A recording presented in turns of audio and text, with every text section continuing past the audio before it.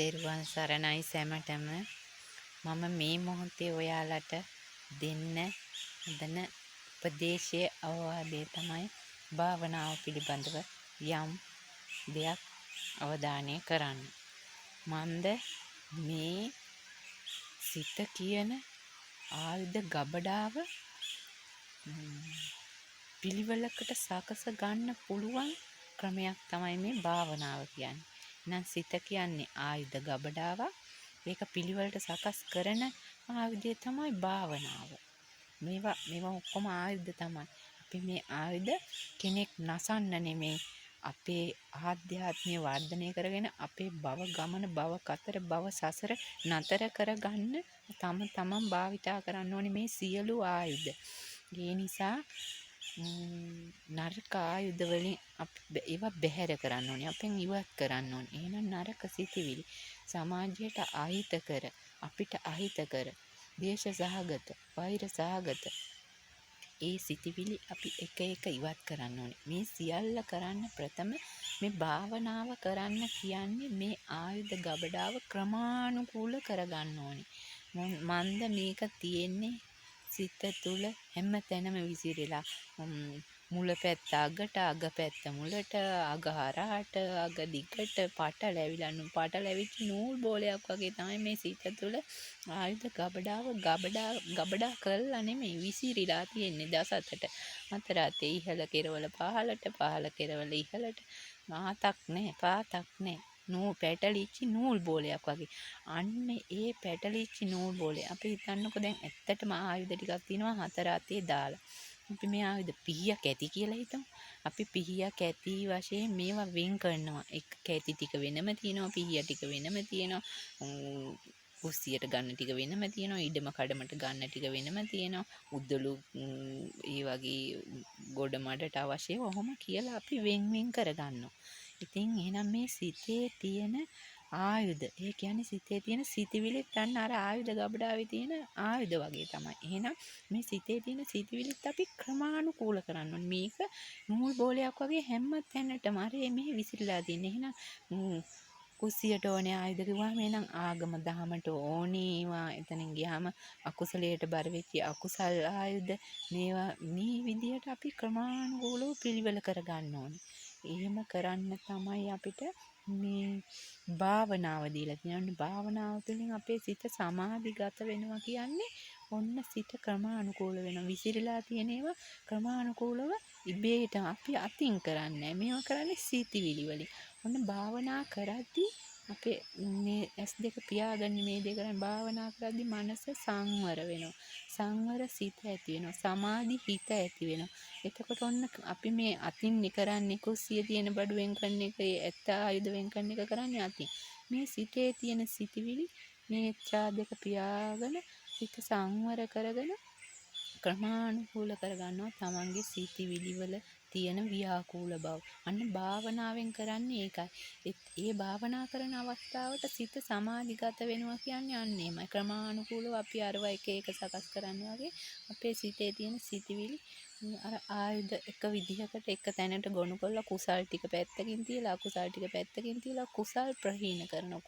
අකුසල් ප්‍රහීන කරනවා. මේ අකුසල් ටික ක්‍රමක්‍රමයෙන් ඈත් කරන එක තමයි අපි මේ භාවනාව තුළින් කරන්නේ. එහෙනම් ඒ අකුසල් ප්‍රහීන කරන්න, කුසල් වඩන්න හොඳම ක්‍රමයක් තමයි ඒ භාවනාව. එතකොට ඔන්න ගානට ක්‍රමානුකූල වෙලා අපේ සිතිවිලි පෙළ ගැහෙනවා. එකින් එක පෙළ ගැහෙනවා. කුසල් වඩාගෙන අකුසල් ප්‍රහීන කරගෙන දෙක තෝර බේරගෙන යන්න පුළුවන් හොඳ ගමනක් සැකස් වෙනවා. මනස තුල, සිත තුල සංවර වෙනවා මේ භාවනාව තුල. භාවනාවෙන් කෙරෙන්නේ ඒකයි. ඒක එක එක විදිහට භාවනා තියෙනවා. අපි මුලින්ම තේරුම් ගන්න ඕනේ අපේ සිත අපි මුලින්ම අවබෝධ කරගන්න ඕනේ. මොකද්ද අපේ සිත? සිතේ ස්වභාවය මොකද්ද? මට තියෙන්නේ රාග සිතක්ද? නැත්තම් මට තියෙන්නේ දේශ සිතක්ද? නැත්තම් මට තියෙන්නේ මෝහ සිතක්ද? ඒ තියෙන සිතට අනුව තමයි අපි කරන භාවනාව තෝරගන්නේ. අපිට රාග සිත වැඩි නම් අපි තෝරගන්න භාවනාව රාගසිත ප්‍රහීන කරන විදිහට භාවනාව තෝරගන්න. අපිට දේශසිත වැඩි නම් අපි ඒ දේශසිත ප්‍රහීන කරන විදිහට භාවනාව. දේශයක් එනකොට අපි මෛත්‍රී භාවනාව වඩනකොට අපිට දේශය අඩු වෙනවා. මෛත්‍රී භාවනාව එන්නේ මේ විදිහට අපි එක එක භාවනා අපි කමටහන් ගන්නකොට ගන්න ඕනේ අපේ සිතේ ස්වභාවය අනුව. ඒකයි කියන්නේ ගුරුවරයෙක් ලවා මේ දේ කරන්න ඕනේ කියලා.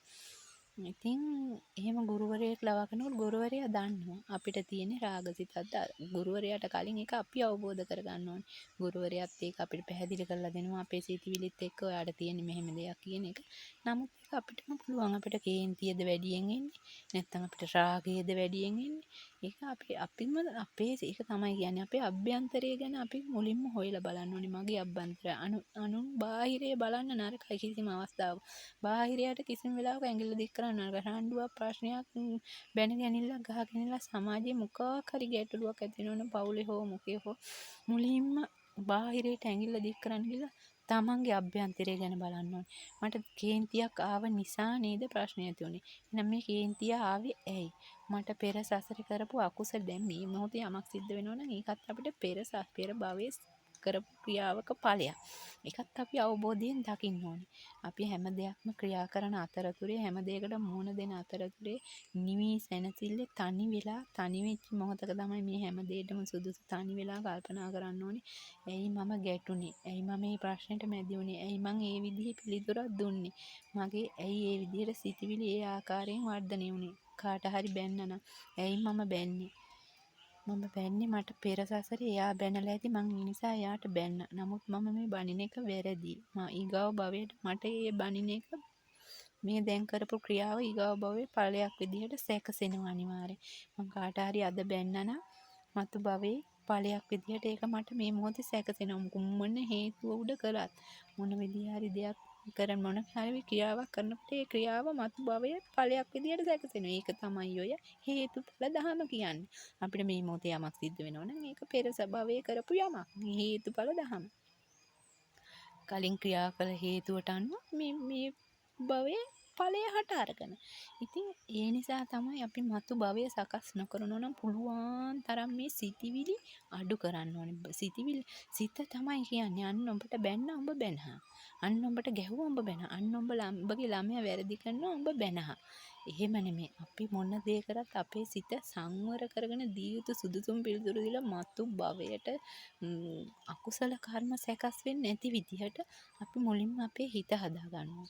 කුසල කර්ම සැකස් වෙන විදිහට හදා ගන්නවා. දරුවෙක් වැරද්දක් කළත් දරුවට කුණුහරුප කියලා බැනලා හිටහන් උඹට මං කරන්නම් වැඩේ. ඒකට මං අද කන්න දෙන්නේ නැහැ. උඹට මං අද දොර අරින්නේ.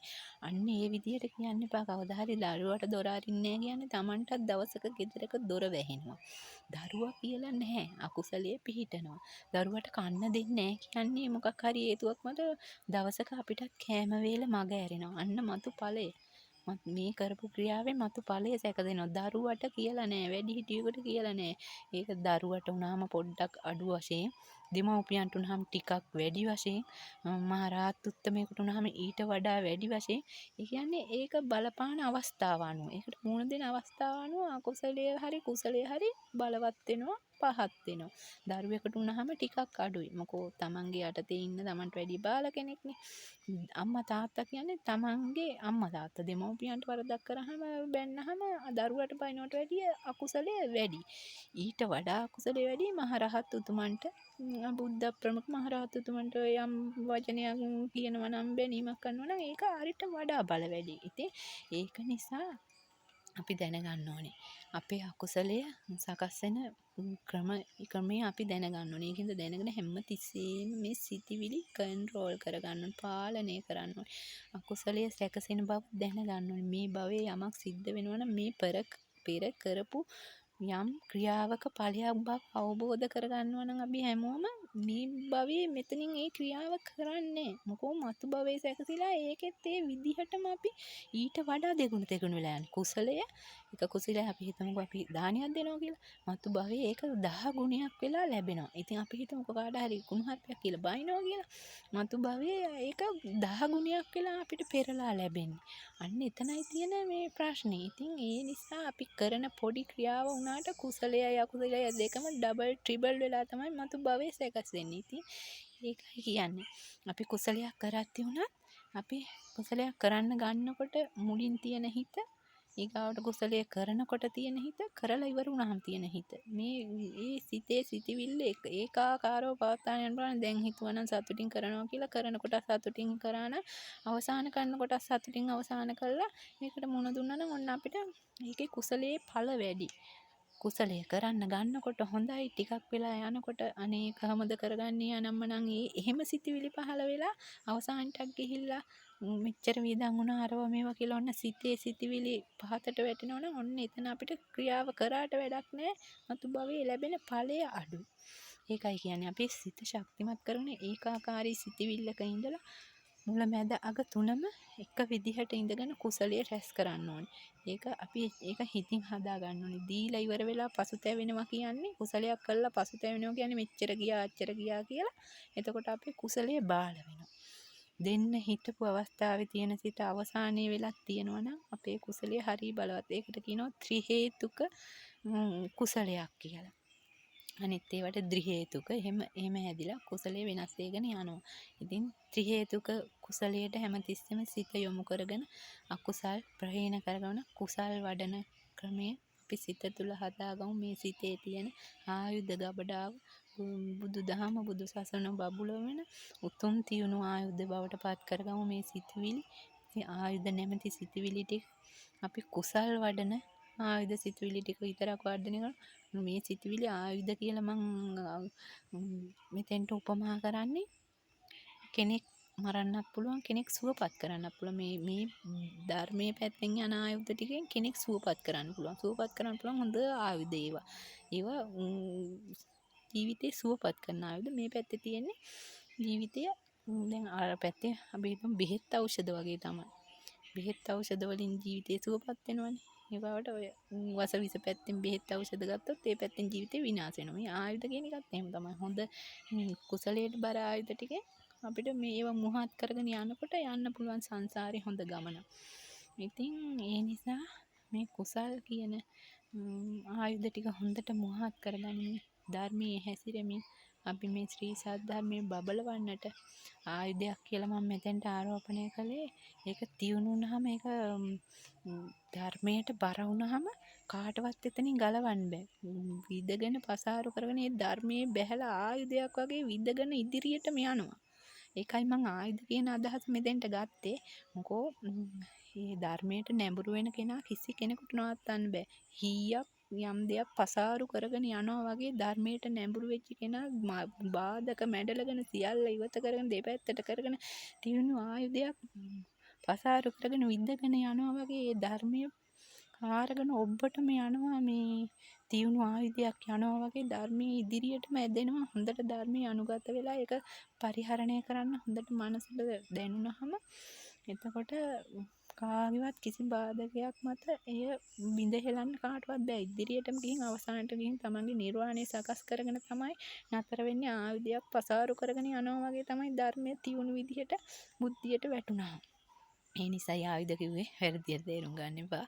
ඉතින් ආයුධයක් මුවහත් කරගෙන අපි යන හොඳ ගමනක් යන්න ඕනේ. ඒක ආයුධ කියලා තේරුණකොට නැත්තම් ඒකත් වැරදියට තේරුම් ගන්න පුළුවන්. තියුණු ආයුධයක් කිව්වේ ධර්මයේ තියුණු විදිහට ආයුධයක් ලෙස සකස් කර ගන්න ඕනේ. සියලු බාධක මැඩලගෙන යන්න. මාදක පසාරු කරගෙන යන්න ඕනේ. ආයුධයක් ඉදිරියට තලයක් ඉදිරියට ඇදීගෙන යන්න ආසේ සියල්ල පසාරු කරගෙන සියල්ල ඈත් කරගෙන දුර්ගුණ මතවාද දුර්ගුණ අදහස් මාර පරාජය කරගෙන ඉදිරියට යන්න මේ ධර්මයේ ආයුධය තියුණු මුවහත් කරගෙන ඉදිරියට යමුයි කියලා මම ඔයාලට ආදරෙන් ගෞරවයෙන් ඉල්ලා සිටිනවා. ඉතින් අකුසලයට බර තියුණු කරගත්ත මේ ආයුධ ටික ඈත් කළා. ඒ ආයුධ එක එක මොට්ට කළා ඉවත් කළා. මොට වුණාම අපි ආයුධය පාවිච්චි කරන්නේ නැහැ. ඒ නිසා අපිට මේ ආයුධය එකපාරට අයින් කරන්න බැයි නම් මේ අකුසලයට බර ආයුධය මොට කරන්න. ටික මොට කරන්න. මොට කර ආයුධය අපි ටිකක් කාලයක් යනකොට මේක පාවිච්චි කරන්න බැහැ කියලා අයින් කරනවා. එහෙනම් මේ තියුණු වෙලා තියෙන අකුසලයේ ආයුධය එකපාරට බැහැර කරන්න බැයි නම් මොට කරන්න. ටික දේශ සහගත සිතක් වෙනවා. මේ දේශ සහගත ආයුධය ටික මේ දේශයෙන් ඉවත් වෙන්න ඕනේ. මට දේශයක් ආවා මං ආයි නම් හෙට මේක ගන්නෑ. මට මේ වෙලාවේ දේශයක් ආවා මේ හේතුව නිසා මම මේක හෙට නම් ගන්නෙ නෑ. කමන්නේ හෙට ආවත්. ඊකව දවසේ ඉතන මම අනිත් දවසේ නම් ගන්නෙ නෑ. කමන්නේ එදා ආවා. අවුරුද්දක් ගිහින් හරි මේක වළක්ව ගන්න මම ගරක මේම දෙයක් මට ආවා කියන අවබෝධය දැනුණත් ඒකත් කුසලයක්. මට දේශ සහගත සිතක් ආවා, දේශ සහගත සිතක් පහළ වුණා. මට රාගික සිතක් පහළ වුණා. මං රාගයෙන් වෙලුණා කියලා මට අවබෝධය එනවනම් ඒකත් කුසලයක්.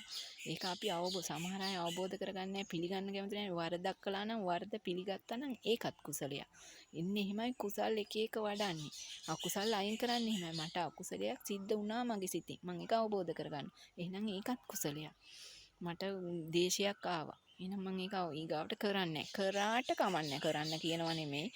එක පාට නතර කරන්න බෑ. මම දන්නවනේ. කරාට කමක් නෑ. අවබෝධ කරගෙන අවුරුද්දකින් හරි දෙකකින් හරි මේ භවයේ බැයිනම් මේ භවයේ අපි හිතන දේ ඊගාව භවයට සැකසෙනවා කියන්නේ ඒකයි. දැන් අපි ධර්ම මාර්ගයට යන්තම් හරි ප්‍රවිෂ්ඨ වෙලා ගියොත් ඒ ධර්මයේ සිත මතු භවයේ කොහේ හරි හිටිනවා. අපිට ඒක මතු භවයේ යනකොට අපි ප්‍රගුණ කර ටික ඉස්මතු වෙලා එනවා. අන්න ඒක තමයි පෙර පින කුසලයේ කියලා දැන් ওই මතු කරගන්න හදන්නේ.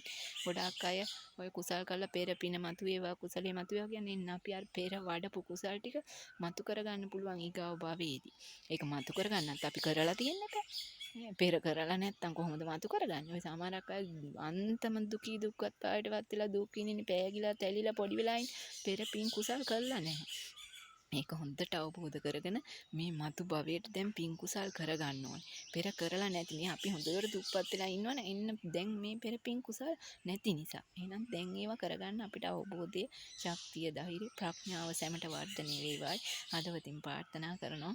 ඔයාලට තව යම් ධර්ම අවබෝධයකින් මතුවට ඔබ මුණ ගැහෙන්නේ නැතුරු සැමට ශක්තිය, ධෛර්ය, වාසනාව ලැබෙන්න ඕනේ. ඒ උතුම් නිර්වාණය කරා පිවිසෙන්නට ඔබ මා අප සැම හැදූ වැඩූ මාපියන්ට මම මේ වෙලාවේ මා කළා වූ පින් කුසල් අනුමෝදන් කරනවා. මේ 31 තලයටම මා කළා වූ සියලු පින් කුසල් අනුමෝදන් වෙලා මේ 31 තලයේම ඉන්න සියලුම සත්වයෝ ඒ උතුම් නිර්වාණ සුවයෙන් නිවී සැනසෙන්නට මේ මනුලවට වඩිත්තායි හදවතින්ම ප්‍රාර්ථනා කරනවා. අලියත් කුලයේ ඇතුළු සැම නාග කුලේ මේ සියලු කුලවල සැම මේ මනුසාත්ම වලට පැමිණ උතුම් නිර්වාණ සුවයෙන් නිවී සැනසෙන්නට ශක්තිය, ධෛර්ය, වාසනාව උදා කරගනිත්වායි හදවතින් ප්‍රාර්ථනා කරනවා. ඔබ මා අප සැම ගුරු හරකම් දුන්න උතුම් ගුරු මව්පියවරුන්ට, ගුරුවරුන්ට සැමට මා මේ කළ කුසල් අනුමෝදන් වේවා. ඔවුන්ගේ දිව්‍ය සර්ව ප්‍රකාරයෙන්ම සාර්ථක වේවා. දිනෙන් දින දියුණුවටමපත් වේවායි හදවතින්ම ප්‍රාර්ථනා කරනවා. සැමට යහපත උදා වේවා. සැම ධනවත් වී, බලවත් වී, ශක්තිමත් වී, ධර්මයෙන් අර්ථයෙන් පෝෂණය වී උතුම් ශක්තිමත් ලෞකික ගමනක් ගොස් ආධ්‍යාත්මික ගමනක් ගොස් අවසානයේ උතුම් නිර්වාණය කරා පිවිසෙන්නට ශක්තිය, ධෛර්යය, වාසනාව සැමට ලැබේවායි හදවතින් ප්‍රාර්ථනා කරනවා. ඔබ සැමට සුබ දවස්.